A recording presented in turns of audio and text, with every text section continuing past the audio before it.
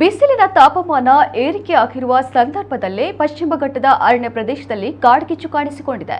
ಕುದುರೆಮುಖ ರಕ್ಷಿತಾರಣ್ಯ ವ್ಯಾಪ್ತಿಯಲ್ಲಿ ಅರಣ್ಯ ಪ್ರದೇಶ ಹೊತ್ತಿ ಉರಿಯುತ್ತಿದ್ದು ಸುಮಾರು ಹಲವಾರು ಕಿಲೋಮೀಟರ್ ದೂರಕ್ಕೆ ಬೆಂಕಿಯ ಜ್ವಾಲೆಗಳು ಕಾಣಿಸಿಕೊಳ್ಳುತ್ತಿವೆ.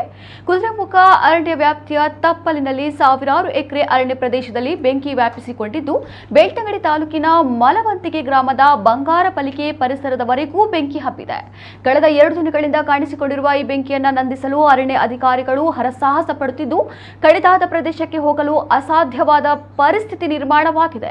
ಕಾಡ್ಗಿಚ್ಚಿನಲ್ಲಿ ಅನೇಕ ಪ್ರಾಣಿ ಸಂಕುಲಗಳು ಹಾಗೂ ಬೆಲೆ ಬಾಳುವ ಮರಗಳು ಸುಟ್ಟು ಕರಕಲಾಗಿರುವ ಅನುಮಾನವನ್ನ ಅರಣ್ಯ ಇಲಾಖೆ ವ್ಯಕ್ತಪಡಿಸಿದೆ. ಸಾಮಾನ್ಯವಾಗಿ ಬೇಸಿಗೆ ಸಮಯದಲ್ಲಿ ಕುದುರೆಮುಖ ಅರಣ್ಯ ವ್ಯಾಪ್ತಿಯಲ್ಲಿ ಬೆಂಕಿ ಕಾಣಿಸಿಕೊಳ್ಳುತ್ತದೆಯಾದರೂ ಈ ಬಾರಿ ಇದು ತೀವ್ರವಾಗಿ ಹಬ್ಬಿಕೊಂಡಿದೆ. ಇದು ಪ್ರಾಕೃತಿಕವಾಗಿ ಸಂಭವಿಸಿದ ದುರಂತವೋ ಅಥವಾ ಮಾನವರಿಂದ ಆದ ಕೃತ್ಯವೋ ಎಂಬ ಬಗ್ಗೆ ಅನುಮಾನ ವ್ಯಕ್ತವಾಗಿದೆ. ಅದೇನಿದ್ರೂ ಸದ್ಯಕ್ಕೆ ಬೆಂಕಿ ತನ್ನ ಕೆನ್ನಾಲಿಗೆಯನ್ನ ದಟ್ಟವಾಗಿ ವ್ಯಾಪಿಸಿಕೊಳ್ಳುತ್ತಿದ್ದು ಶೀಘ್ರವಾಗಿ ಹತೋಟಿಗೆ ತಾರದೇ ಇದ್ದಲ್ಲಿ ದೊಡ್ಡ ಮಟ್ಟಿನ ಅರಣ್ಯ ಸಂಪತ್ತು ನಾಶವಾಗುವ ಆತಂಕ ಇದೆ.